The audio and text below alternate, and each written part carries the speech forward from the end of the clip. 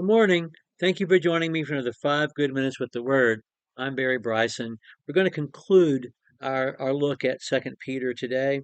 We're in Second Peter chapter 3, talking about Peter's take, what Peter wants us to know, think about the second coming, our own resurrection. Peter is writing at the end of his life. He's writing to people who are about to undergo intense persecution, but it's not going to be the first time. There are going to be waves of persecution by the Roman government for the next 200 years plus. And beyond that, if he can see that far, other persecutions of Christians, and Christians, of course, are being persecuted worldwide to this day.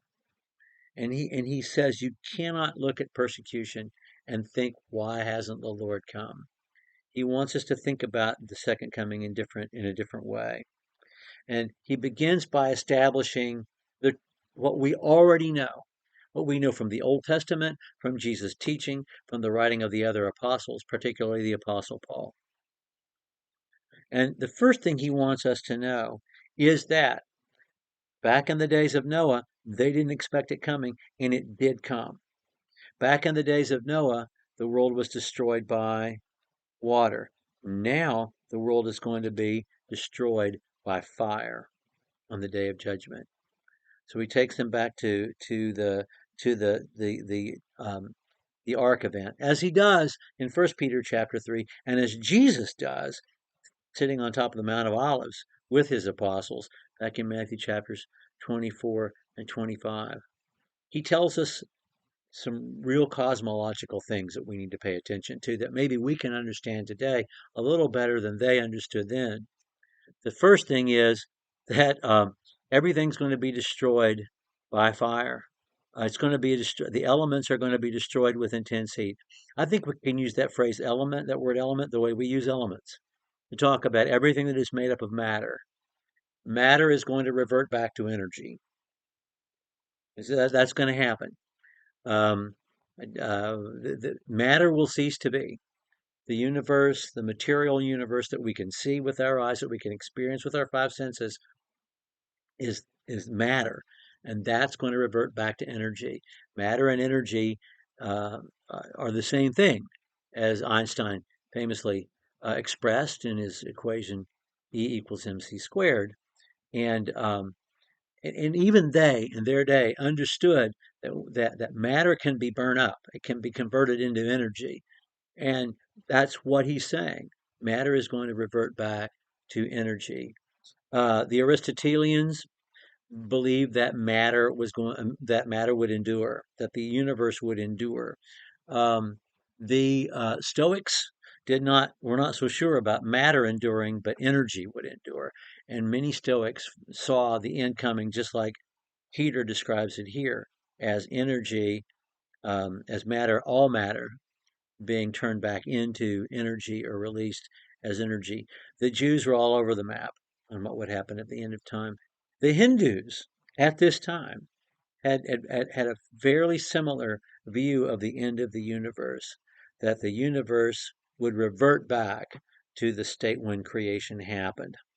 In Genesis 1, we start out with this thing, this void that God works upon. He says, let there be light. Light, energy, expresses itself throughout the universe.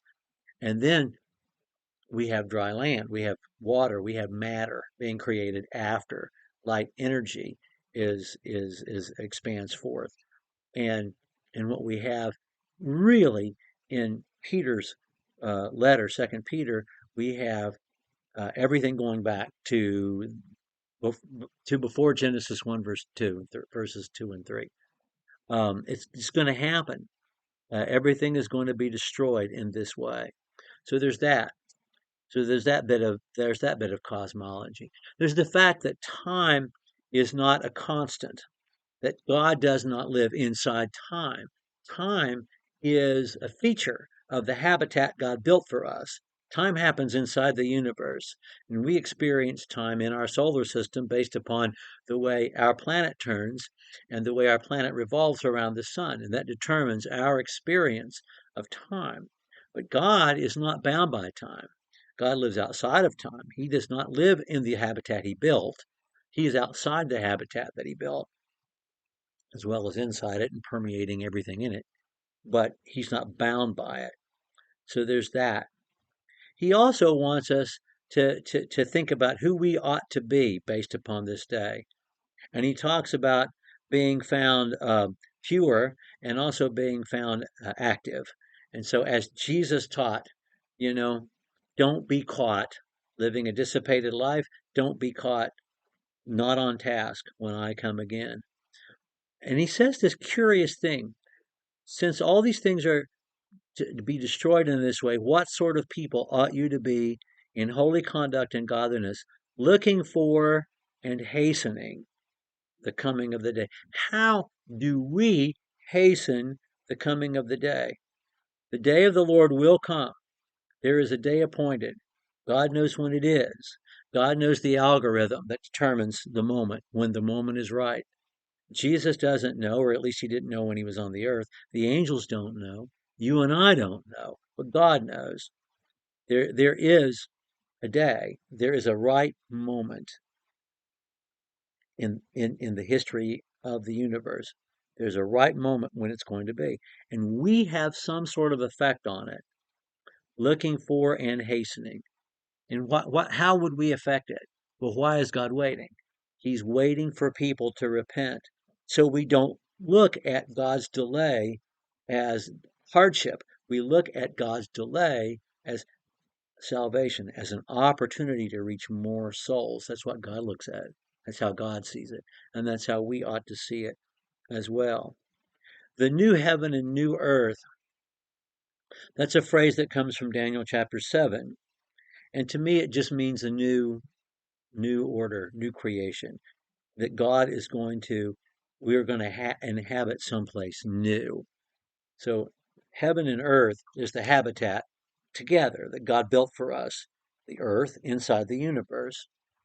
That's gone. Something new is coming. Something new is coming for us. It doesn't mean God's going to build a new planet and say, here, check out the new waterfall I built. That's not what he's describing. He's describing the passing, the end, the destruction, the evaporation of what exists now, the habitat God has built for us, the universe and the earth inside the universe. That's gone. Something new is prepared for us. Okay. Well, we're going to look at Revelation next time and see the way John describes it at the end of the first century to some of these same readers and to us. Thank you for joining me for another 5 good minutes with the Word.